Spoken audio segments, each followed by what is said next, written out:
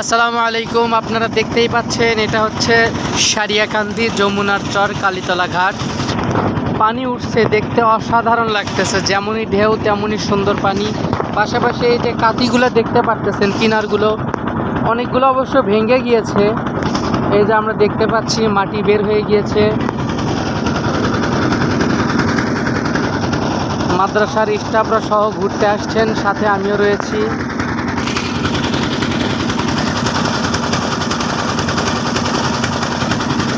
এই যে এটা হচ্ছে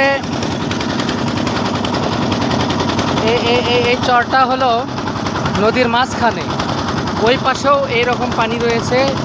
এই চরটা মাঝখানে পড়ে গিয়েছে।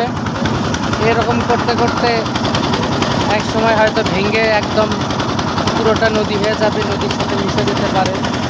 আল্লাহ তাআলাই ভালো জানেন। কারণ একটা কথা কি, ভুল কথা চালু আছে সেটা সংশোধন করি। নদীর একুল গড়ে অকুল, নদীর একুল ভাঙ্গে অকুল গড়ে, এই তো নদীর খেলা। নাউজুবিল্লাহ, এটা আসলে সঠিক কথা না।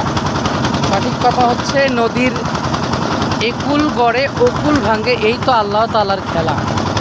কারণ আমি যখন বরিশালে সফরে গিয়েছিলাম তখন দেখেছি নদীগুলোতে জোয়ার ভাটা আসে, ছোট ছোট খাল দিয়ে পানি যাতায়াত করে। এই যে দৈনিক কতবার পানি যায় আসে, খালগুলোর নদীগুলোর কোনো কুল ভাঙ্গে না।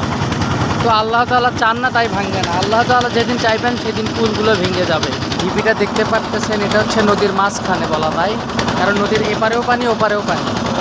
আমরা যে ঘাট থেকে উঠেছি এই ঢিপির ওই পাশ দিয়ে ঘুরে তারপরে আমরা সেই ঘাটে অবস্থান করব, আমাদের নির্দিষ্ট জায়গায় আমরা চলে যাব।